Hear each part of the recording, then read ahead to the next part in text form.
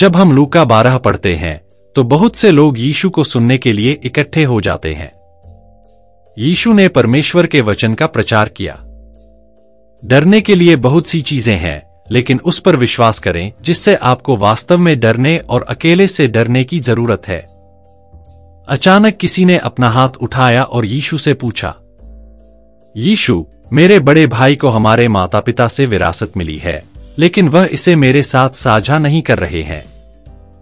शायद इस व्यक्ति को डर था कि उसका बड़ा भाई उसके साथ अपने माता पिता की विरासत साझा नहीं करेगा। शायद कहानी सुनने वाले लोगों ने सोचा उसके भाई ने गलत किया, और वे सोच रहे थे कि यीशु इस लालची भाई से क्या कहेंगे। यीशु ने कहा, हर कोई मुझे संपत्ति और माल का बंटवारा करने वाला न्यायी किसने बनाया? अपने लोभ का विरोध करो। नहीं, इसका क्या मतलब है? बड़ा भाई जो सारी विरासत पाना चाहता है वह एक लालची व्यक्ति है, लेकिन छोटा भाई जो अपना हिस्सा मांगता है, या वे लोग जो सोचते हैं कि उसे अपने छोटे भाई के साथ साझा करना चाहिए, वे लालची नहीं है ना? यीशु ने व्याकुल लोगों को एक कहानी सुनाई। एक अमीर आदमी था। अमीर आदमी खेती करता था और बहुत सारी फसलें काटता था। उस आदमी ने सोचा, मुझे इन फसलों को इकट्ठा करने के लिए एक नया गोदाम बनाने की जरूरत है। और वह अपनी आप से भी बात करता है, मैंने इतनी चीजें इकट्ठी की हैं जिनका उपयोग कई वर्षों तक किया जा सकता है, इसलिए अब हम शांति से आराम करें, खाए पिए और मगन रहें। परंतु परमेश्वर ने यह देखा और बोला, अरे मूर्ख, इसी रात तुम्हारी जान तुमसे ले ली जाएगी। फिर जो कुछ तुमने अपने लिए तैयार किया है उसे कौन लेगा? तुम्हारा क्या विचार है? क्या परमेश्वर कह रहा है कि धनी व्यक्ति ने कुछ गलत किया और वह उस रात अपनी जान को खो देगा?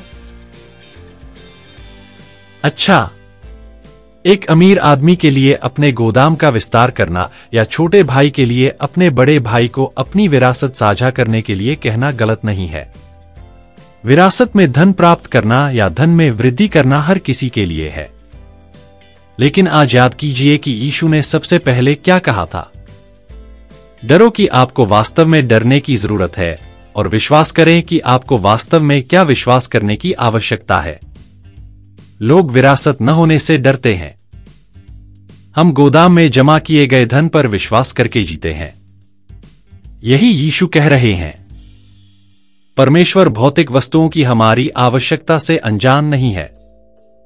परमेश्वर आपकी जरूरत की हर चीजों को जानता है, जैसे विरासत और भंडार।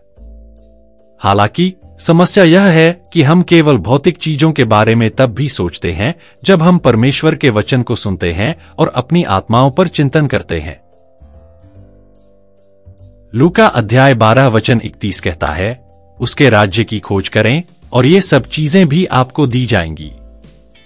सभी हम जिस दुनिया में रहते हैं उसके लिए बहुत सारी सामग्री की आवश्यकता होती है।